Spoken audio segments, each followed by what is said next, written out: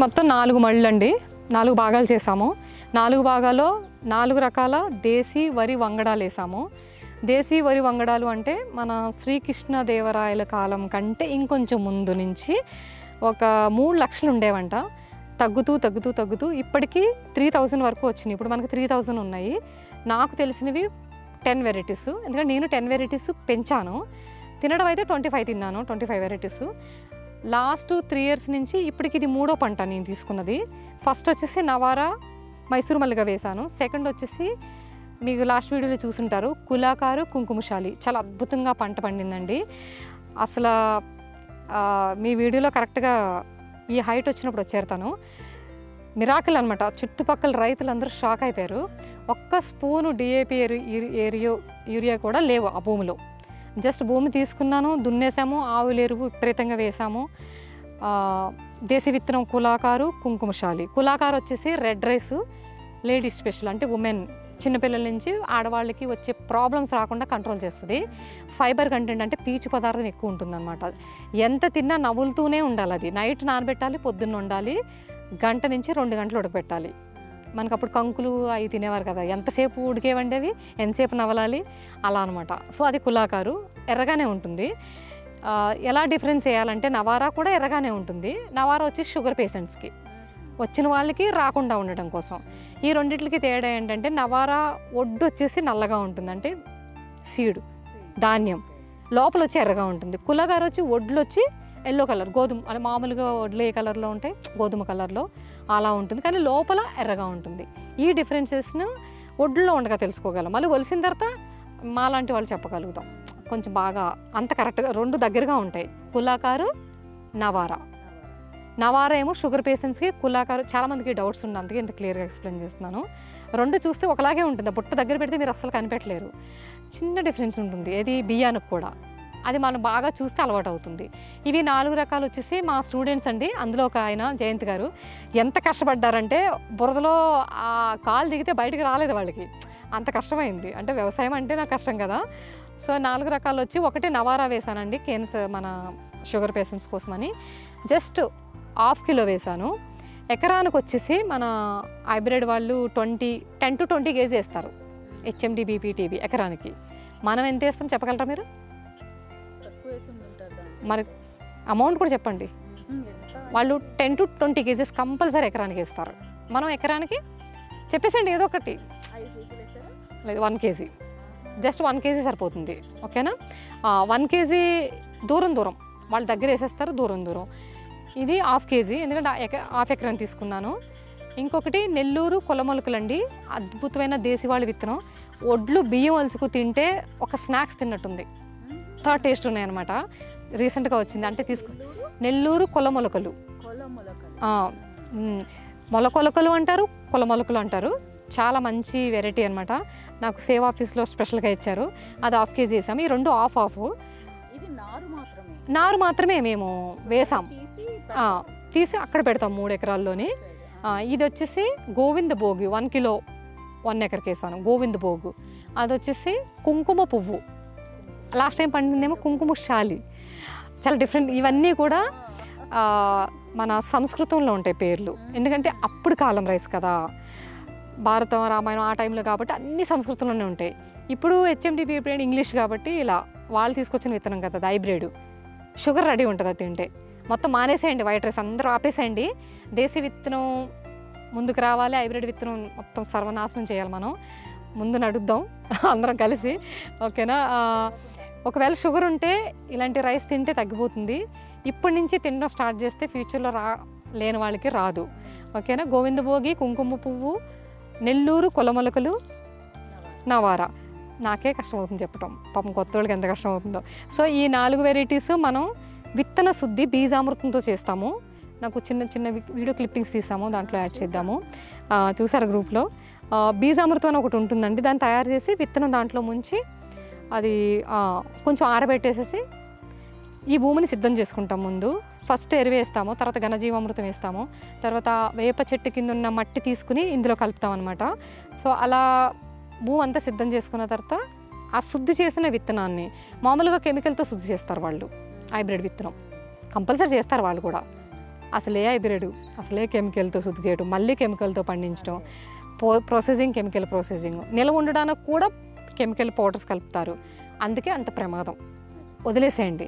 అస్సలు షాప్కి వెళ్ళొద్దు, వైట్ రైస్ తేవద్దు, బ్యాన్ చేద్దాం. ఓకేనా? మీరు నేను చేసి సరిపోద్దా? 150 కోట్ల మంది ఉన్నారు. వీళ్ళందరూ ఎప్పుడు మారుతారో, ఎప్పుడు మన దేశాన్ని కాపాడుతారో చేస్తారు. అది కూడా ఇదే హైబ్రిడే. మరి లేదా డాక్టర్ రైస్ ఏంటంటే పేరు ఉంటుంది కదా. ఇప్పుడు నేను చెప్పలేదు ఇన్ని పేర్లు, 3000 పేర్లు టకటగా చెప్పేస్తాం మేము. మరి నాకు కంపల్సరీ పేరు సంస్కృతంలో ఉండవలసిందే. అలాగే మేము వడ్లు చూస్తే చెప్పేస్తాము. భూమి సిద్ధం చేసిన తర్వాత మనం శుద్ధి చేసిన రైస్ని జల్లేస్తాము. ఇక ఇంతవరకు ఇలా మొక్కలు వస్తాయి. 18 నుంచి 22 రోజుల్లో దీన్ని తీసి ఆ భూమి సిద్ధం చేసుకుంటాం. ఎకరాన్ని ఎలా అంటే ఎకరం భూమిలో 10 ట్రక్కులు ఎరువేసేసి దాన్ని మొత్తం మంచిగా కలయి దున్నేసేసి బురద అంటారు కదా, కరిగట్టు అంటారు, చేసేసి దీన్ని తీసుకెళ్ళి డిస్టెన్స్ దూరంగా, అంటే 2 మనుషులు ఈజీగా, ఒక 2 ఎద్దులు నాగలు పెట్టుకుని ఈజీగా వెళ్ళిపోయేలాగా వేస్తాం అన్నమాట. దూరంగా 1.5 ఫీటు, అంటే 1 అడుగున్నర ఫీట్ వస్తుంది.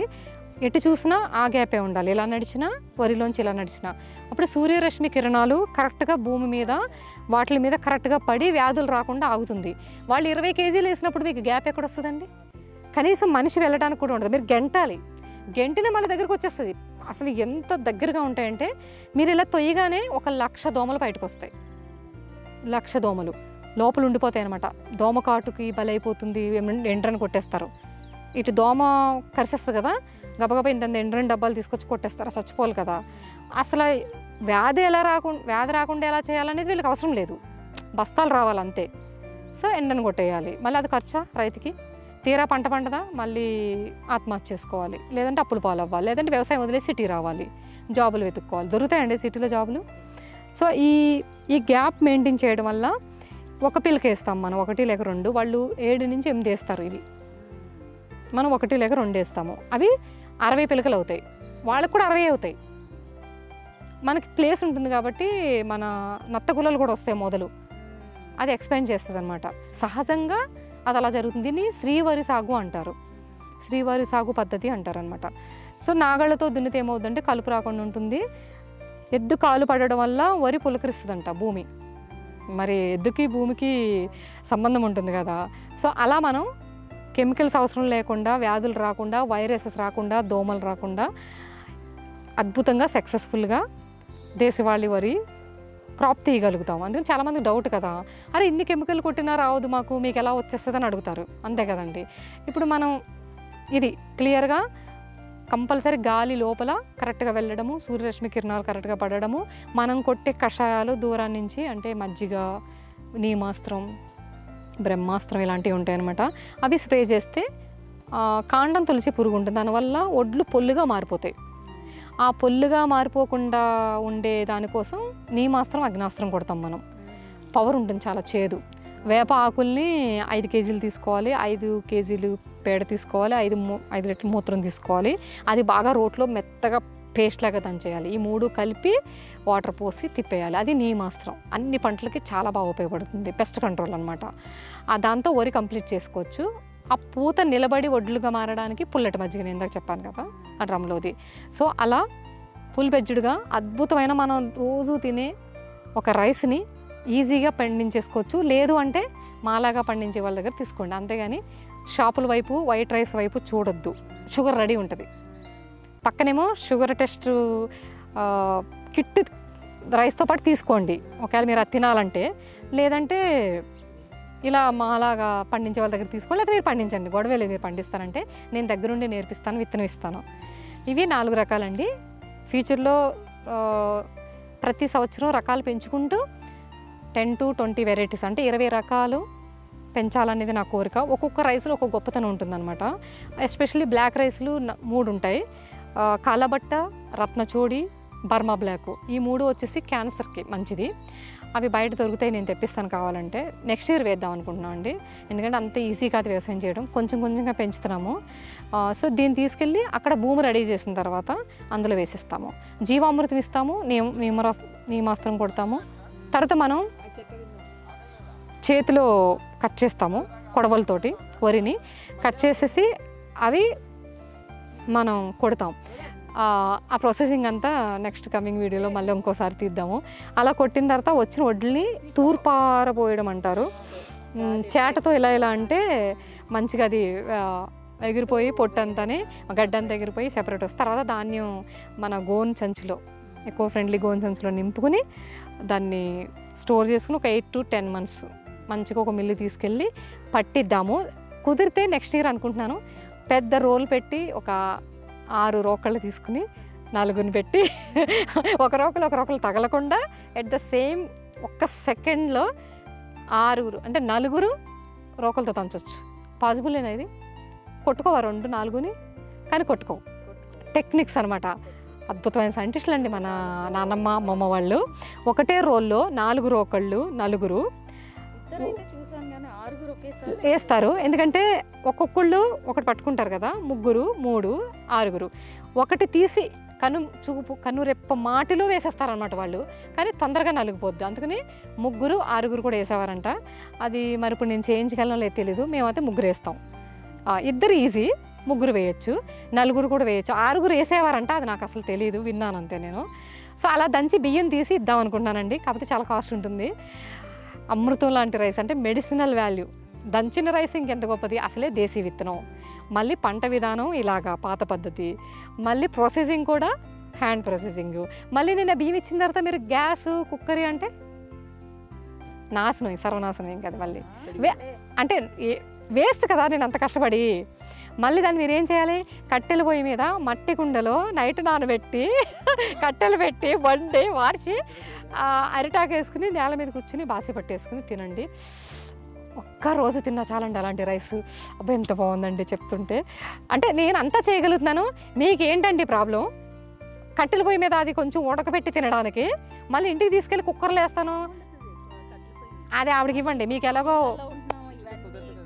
పోనీ సరే గ్యాస్ మీదే వండండి, కుండలో వండండి. దేశీ ఆవు పాల మజ్జిగ పెరుగో లేదంటే సాంబార్ వేసుకుని తినండి. మళ్ళీ ఆ పప్పు మళ్ళీ రోడ్డు మీద తేవద్దు. మళ్ళీ దేశీ కందిపప్పు తీసుకోండి. ఫుల్ ఫ్లెడ్జ్డ్గా మారండి. అవకాశాలు ఉన్నాయి. మేము మీకు పరిచయం చేస్తాము. ఎక్కడ దొరుకుతాయి మేడం అంటే నా దగ్గర రండి. కంపల్సరీ. ఎక్కువ ఇవ్వలేము, ఎక్కువ మందికి ఇవ్వలేను, కానీ కొంతమందికి అయితే ఇస్తాను. ఇప్పుడు ఫ్యూచర్లో చాలా మందికి ఇవ్వడానికి స్టూడెంట్స్తో చేపిస్తున్నాను. నేను చేయలేక నేను కూడా చాలా బాగానే ప్లాన్ చేస్తాము. 8 ఎకరాలంటే విపరీతంగా క్రాప్ తీయచ్చు. కాకపోతే ఇప్పుడే స్టార్ట్ చేసాం కాబట్టి కొంచెం ఓర్పుతో వెయిట్ చేయండి. మేడం కూరగాయలు కావాలంటే నేను వెంటనే ఇవ్వలేను. అలా ఇచ్చానంటే మళ్ళీ నమ్మకూడదు. ఇంకేమైనా డౌట్స్ ఉన్నాయా? అంటే అద్భుతమైన అమృతమైన ఆహారం తినాలని ఉంది కదా మీ అందరికీ. చెప్తూ ఉంటే చాలా తెలియని విషయాలు తెలుసుకుంటున్నాం మేము. అవునా? అయ్యో మీరు ఆల్మోస్ట్ అయిపోయిన తర్వాత వచ్చారండి. అంటే మేము ఏంటంటే మాకు తెలుసు, మేము యాక్చువల్గా ఈ ఆర్గానిక్ అనేది వెంటనే ఆర్గానిక్ కాదు, న్యాచురల్ ప్రకృతి వ్యవసాయం. మరి ఆర్గానిక్ అంటే హైబ్రిడ్ విత్తనం కదా.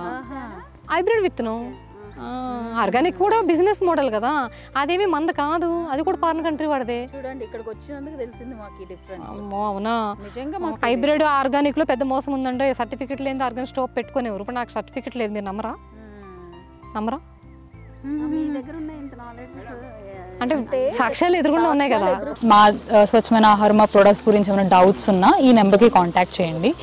The number is 93475 00360. I repeat 93475 00360. Thank you.